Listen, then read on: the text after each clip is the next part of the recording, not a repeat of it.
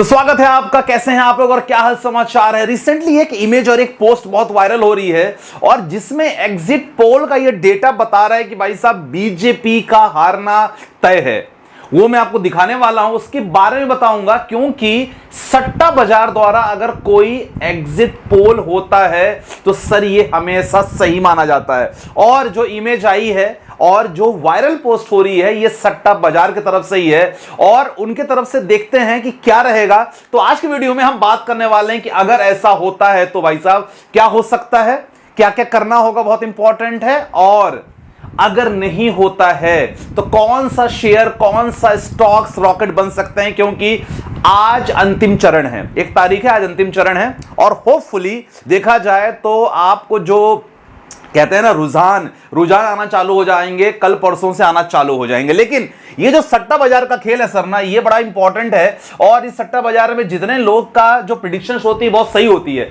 मैं डेटा दिखाने वाला हूं, पिछले 3-4 नहीं 20 साल का डेटा रहेगा, जिसमें आपको क्लियर पता चलेगा कि सट्टा बाजार में जो कहते हैं वो होता है। सबसे पहले इस इमेज के बारे में बात करेंगे सर, आई होप आपको दिख रहा होगा।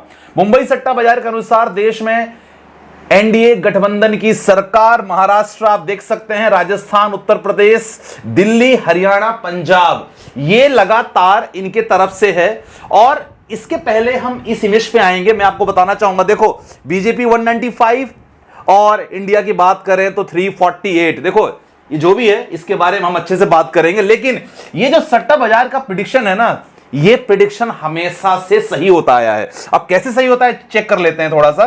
देखो आप डेटा मैं आपके सामने प्रेजेंट कर रहा हूं। 2004 में केवल इनका प्रेडिक्शन गलत हुआ था। इनको लग रहा था कि भाई साहब मेरी बीजेपी सरकार आएगी, लेकिन कांग्रेस सरकार आई। कब की बात है? 2004 में। लेकिन साहब बने रहना, देखो ध्यान से देना, 2009 में क्लोज कॉन्टेस्ट हुआ था दोनों में, जिसमें यूपीए जीत गई थी। चलो 2014 की बात करेंगे तो 2014 में इनका स्ट्रांगली फेवर था कि बीजेपी गवर्नमेंट आएगी और 282 सीटों के साथ बीजेपी की गवर्नमेंट आई। देखो ये सारा डेटा का हमारे इन्वेस्टर, क्योंकि देखो एज ए इन्वेस्टर हमें पार्टियों से मतलब तो होता नहीं है, लेकिन मार्केट का मूड से हमारे इन्वेस्टमेंट पे क्या असर पड़ सकता है ये इंपॉर्टेंट है। इसीलिए थोड़ा सा डेटा आपके लिए बहुत जरूरी समझना, क्योंकि उसके आधार पे आप लोग ना शेयर पे होल्ड रखोगे, प्रॉफिट बुक करोगे, क्या करोगे ये पूरा बताने वाला हूं मैं। 2014 स्ट्रांगली फेवर बीजेपी का प्लान था। 282 इन्होंने क्या बोला मुंबई सट्टा बाजार वालों ने कि साहब लगभग बीजेपी जीतेगी 282 सीटों के, मतलब सीट लगभग उन्होंने बता दिया था कि 275 276 लगभग 282 के साथ जीते थी। अब अगर 2019 की बात करें, 2019 में भी इन्होंने प्रिडिक्ट किया था कि कब बीजेपी जीतने वाली है और क्या हुआ, 302 सीटों के साथ बीजेपी जीती। तो आप देख रहे हो ये जो प्रिडिक्ट कर रहे हैं बिल्कुल सही हुआ है। अब मैं उस इमेज पे भी आऊंगा जो मैंने आपको दिखाया है। अब ये देखो 2024 का खेल, 2024 का खेल आपके सामने ये प्रेडिक्शन है। लेकिन माय डियर फ्रेंड्स एक चीज मैं आपको बताना चाहूंगा, थोड़ा सांसें आपकी रुक गई होंगी, लेकिन मैं आपको बताना चाहूंगा कि ये उन्होंने जो इमेज उन्होंने भेजी थी और ये इमेज भेजने के बाद जब पुष्टा इनके सामने पूछा गया कि क्या ये आपके द्वारा प्रेडिक्शन है, तो उन्होंने क्लियर कह दिया था कि नहीं साहब ये हमारे द्वारा प्रेडिक्शन नहीं है, it's a fake image, it's a fake image. और अभी तक हमने कोई प्रेडिक्शन नहीं दिया है। प्रेडिक्शन तब होता है जब सारे चरण के चुनाव खत्म हो जाते हैं। आज आखिरी चरण है और जब ये चुनाव का पूरा खत्म हो जाएगा ना, तब इसके बाद प्रेडिक्शंस मिलना चालू हो जाती है। तो डेफिनेटली ये एक कह सकते हैं कि फेक इमेज है, फेक वायरल है। लेकिन इस इमेज के कारण लिटरली बताऊं, अभी मॉर्निंग में ही कुछ लोग के फोन आए, बोले क्या ये सही है, तो मैंने वहीं से लिया। मैंने कहा भाई ये वीडियो बनाना बहुत इंपॉर्टेंट है। वीडियो इंपॉर्टेंट है क्योंकि इससे आप लोग पैनिक होके ऐसा ना हो कि पूरे शेयर या म्यूचुअल फंड बेच दो। अब इंपॉर्टेंट है, अब आपको लगेगा चलो ये बात तो हो गई। अब आप बोलोगे सर फ्राइडे का मार्केट, कल मार्केट की कंडीशन देखी जाए तो कल मार्केट शुरू में बहुत ज्यादा गिरा, ये जो बताता है कि मतलब शायद बीजेपी का मतलब आना, सरकार बनना शायद नहीं हो रहा है क्या? नहीं माय डियर फ्रेंड्स, इंपॉर्टेंट आपको बताना चाहूंगा। देखो मार्केट गिरा, पहले मार्केट स्थिति समझो आप लोग। मार्केट स्थिति समझो कि देखो कल की मार्केट की कहानी, मैं आपको सेंसेक्स दिखाता हूं, कल मार्केट की कहानी। मार्केट शुरू में नीचे गिरा, आप देख सकते हैं मार्केट नीचे गिरा, इसके बाद थोड़ा सा मार्केट उठा है, फिर वापस नीचे गिर गया। मतलब मार्केट में लगातार सेंटिमेंट्स बना है कि भाई साहब कुछ भी हो सकता है, लेकिन मार्केट का मूड आपको पता है कि मार्केट का मूड कह रहा है कि रूलिंग पार्टी आएगी। ये मार्केट कह रहा है, मैं नहीं कह रहा हूं, मार्केट कह रहा है। लेकिन कितनी सीटों पे आएंगे वो लोग, इस बात को लेके जो डाउट है, दो असमंजस है इसको लेके। और मार्केट में जब भी गिरावट होती है, आपको पता है कि एफआईआईज, फॉरेन इंस्टीट्यूशनल इन्वेस्टर और डोमेस्टिक इंस्टीट्यूशनल इन्वेस्टर अपने माल को खरीदते हैं, बेचते हैं। इसका डेटा हमें कहां मिलेगा? इसका डेटा होने के लिए आपको सीधे एनएससी की वेबसाइट पे जाओगे। आप एनएससी की वेबसाइट में आप चेक करोगे तो आपको पता चलेगा। देखो क्लियर आपके सामने है ना। देखो जब भी अगर एफआईआईज डीआईज ज्यादा माल खरीदते हैं तो क्या होता है? मार्केट में उछाल आता है। करेक्ट। देखो डीआईआईज 31 मई की कहानी, 21,441 करोड़ की खरीदारी हुई, लेकिन उन्होंने 19,000 करोड़ का बेचा भी।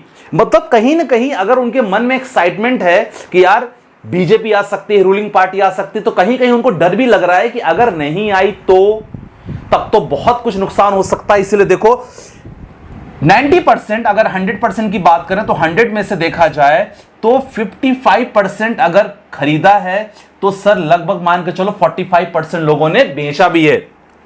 केवल डीआईएस की बात नहीं करेंगे, मैं एफआईएस की बात करूंगा। एफआईएस मतलब जो बाहर के इन्वेस्टर किसी कंपनी में पैसा लगाते हैं, क्योंकि देखो शेयर है ना, अब ये शेयर बढ़ेगा तो ऑटोमेटिक आपको फायदा होगा म्यूचुअल फंड में। अगर यहां वैल्यू नहीं बढ़ेगी तो म्यूचुअल फंड में फायदा नहीं होगा। अब देखो एफआईएस की कहानी। एफआईएस क्या है? जो फॉरेन इंस्टीट्यूशनल इन्वेस्टर हैं, 95,000 करोड़, ये देखो 95,000 करोड़ की वैल्यू इन्होंने खरीदा, लेकिन सर 93,000 का कुछ लोगों ने बेचा भी। तो आप देख रहे हो नेट वैल्यू बहुत ही कम रही। इसीलिए मार्केट का प्रेडिक्शन रहा कि शुरू में मार्केट गिरा जब मैक्सिमम एफआईआईज ने सेलिंग की, और मार्केट के प्रेडिक्शन जब मार्केट उठा है मैक्सिमम एफआईआईज एंड डीआईज ने वहां शेयर्स बाई किए हैं। तो ये बड़ा रीजन रहा, जो आपका कल का मार्केट का मूवमेंट था ना, ये बड़ा रीजन रहा। अब बात करते हैं कि सर अगली कहानी, जो कि अगर चलो ठीक है यार, ये तो चलो फेक न्यूज हो गई, लेकिन अगर, क्योंकि पुराना डेटा आपको पता है, लेकिन अगर जीतती है तो क्या होता है? देखो अगर मान लो सरकार जीत जाएगी तो क्या होगा, कौन से शेयर में फायदा होगा, नेक्स्ट स्लाइड में आएंगे।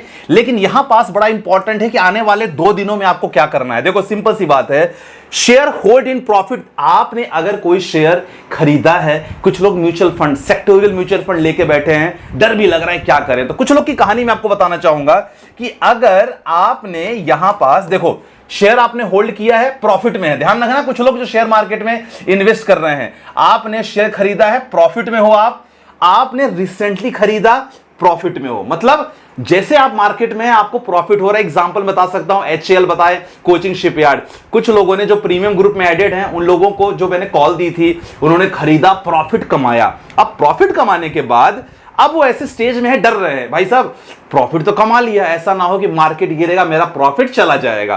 तो ऐसे लोगों के लिए मैं यही कहूंगा कि सर आप प्रॉफिट बुक कर लो।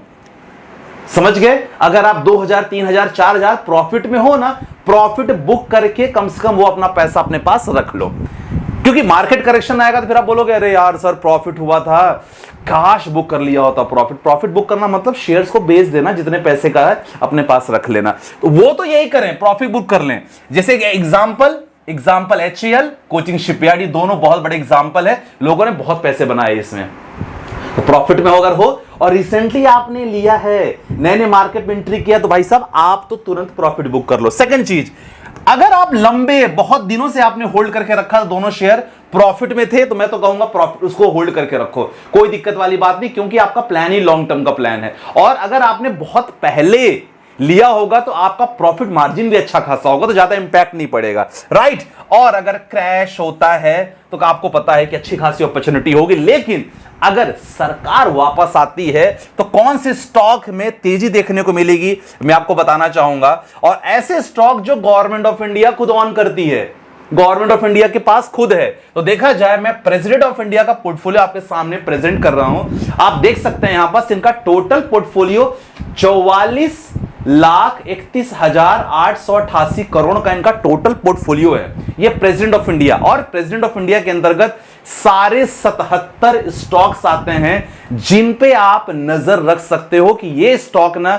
अगर गवर्नमेंट रिपीट होती है, सरकार रूलिंग पार्टी जो भी जो है अगर रिपीट होती है, ये स्टॉक में आपको देखने को एक रैली देखने को मिल सकता है जहां आप 10 से 20% प्रॉफिट बुक कर सकते हो। Bank of Baroda, Bank of India, Bank of Maharashtra, BML, Bharat Dynamics, Bharat Electronics, Bharat Heavy Electricals, आप कैनरा बैंक की बात करेंगे, Central Bank of India, Coal India, Cochin Shipyard, Container Corporation of India, GAIL की बात कर सकते हो आप, Hindustan Aeronautics Limited, Hindustan Copper, ये सारे ऐसे स्टॉक है जिनको मैंने बहुत पहले आप लोग को रिकमेंड किया और आप लोगों ने बाई करके भी रखा है। तो ये सारे स्टॉक, आईडीएफसी फर्स्ट बैंक हो गया, Indian oil corporation, overseas bank, IRCTC, IRFC की बात कर सकते हैं, Indraprastha medical, IRCON, ITI, life insurance corporation of India, MMTC, NHPC, NLC, NMDC, NTPC, oil India, जितने भी हैं, रेल विकास निगम लिमिटेड, रेलटेल की बात करेंगे, है ना, राष्ट्रीय केमिकल्स एंड फर्टिलाइजर, ये स्टॉक के बारे में मैंने डिस्कस भी किया था, ठीक है, एसजेवीएन हो गया, एनएमडीसी हो गया, बीएमएल हो गया, फर्टिलाइजर एंड केमिकल्स। तो आप देख सकते हैं ये सारे स्टॉक को आपको नजर पर रखना है। अगर सरकार यहां पास रिपीट होती है तो ये स्टॉक आपको एक अच्छा खासा रैली में दे सकते हैं। तो मेरे ख्याल से ये स्टॉक पे अगर जो आप बने हो तो डेफिनेटली आप बने रहना, और अगर नहीं बने हो तो डेफिनेटली आपके पास मौका है मंडे का एग्जिट पोल देखने के बाद आप उसमें इन्वेस्ट कर सकते हो। सो आज की वीडियो में बस इतना ही, और ओवरऑल जो आपको बताना चाह रहा था मैंने आपको बता दिया। तो आई होप वीडियो काफी क्लियर हुई होगी, स्टॉक से बारे में आपको पता चला।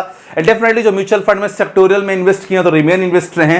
बाकी लाइव तो मैं आ ही रहा हूं कंटिन्यू, तो आपको मैं लगातार और खासकर मंडे के दिन मैं लाइव रहूंगा, आपके पास कंटिन्यू इंफॉर्मेशन देता रहूंगा, राइट। बाकी मिलते हैं नेक्स्ट वीडियो के साथ, अपना ध्यान रखिएगा, बाय बाय, टेक केयर, जय हिंद।